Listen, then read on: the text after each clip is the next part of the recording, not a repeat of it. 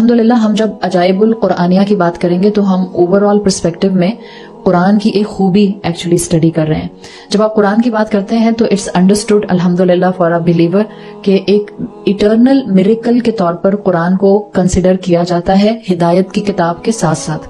یعنی یہ ہدایت کی کتاب اپنی جگہ پر ہے، لیکن اس کا دوسرا عمل جو بہت اسٹرانگلی ہدایت کے ساتھ سائڈ بائی سائڈ چلتا ہے وہ اس کا ایٹرنل میریکل ہونا ہے.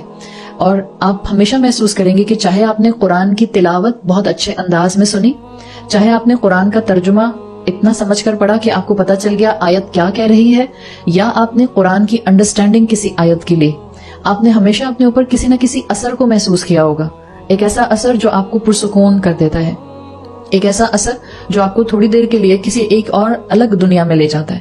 یہ قرآن کی میراکلس سائیڈ ہے. یعنی ہدایت کا ملنا کہ میں عبادات شروع کر دوں یہ ایک الگ پہلو ہے، میں اللہ کی فرما برداری شروع کر دوں یہ الگ پہلو ہے، لیکن یہ جو آپ کے نروس پر ریلیکسیشن کا اثر ہو رہا ہوتا ہے بایا قرآن، یہ اس کا میراکلس سائیڈ ہے.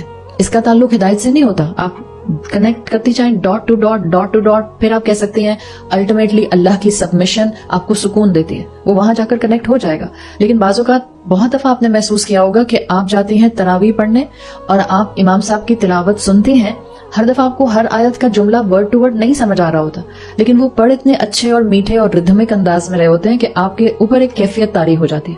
یہ کیفیت کا طاری ہونا اسکالرز کہتے ہیں قرآن کا اعجاز ہے. یعنی یہ قرآن کی میراکلس سائیڈ ہے جو آپ کے دل پر اثر کرتی ہے. قرآن میراکلس کیسے ہے؟ یعنی قرآن کو معجزہ کیوں کہا جائے گا؟ کیوں ریلیجن نے ایک کتاب کو معجزہ ڈکلیئر کیا ہے؟ دیکھیں، جب آپ معجزے کی بات سنتی ہیں تو معجزے کی ڈیفینیشن سمپل آتی ہے. معجزہ عربی زبان میں عین جیم زا سے ہے. کوئی چیز جو عقل کو عاجز کر دے، یعنی کوئی چیز جو آپ کی عقل سے بالا تر ہو. بعض اوقات کوئی ایسا معاملہ زندگی میں درپیش آتا ہے، آپ نے اکثر یہ جملہ بولا ہوگا یا سنا ہوگا، میری تو عقل سے باہر ہے. اردو والے ایسا بولتے ہیں اکثر کہ یہ بات میری عقل سے باہر ہے. جو چیز آپ کی عقل سے باہر ہوتی ہے وہ ایک سرٹن کیپیسٹی میں معجزہ کہلاتی ہے. لیکن اس کا یہ مطلب نہیں ہے کہ ہر وہ بات جو میری عقل سے باہر ہوگی وہ معجزہ ہوگی. معجزہ ایک اسپیسیفک ٹرم ہے جو ریلیجس گراؤنڈ پر استعمال ہوتی ہے، اور خاص طور پر جب ہم اسلامک پرسپشن کے ساتھ انبیاء اور رسولوں کے حوالے سے بات کرتے ہیں تو اس وقت معجزے کی ڈیفینیشن الگ آتی ہے. مومنین کی زندگی میں معجزے کی ڈیفینیشن الگ آتی ہے. آپ کی اور میری زندگی میں معجزہ کوئی بھی حالات کی بہتری کا امیجیٹ آ جانا بھی ہو سکتا ہے. ہم کہیں گے معجزانہ طور پہ خوشی مل گئی، یعنی I was not expecting.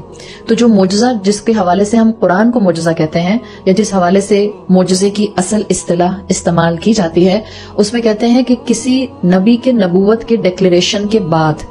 That's very important. ہر نبی کی زندگی ڈے ون سے نہیں آپ کہتے.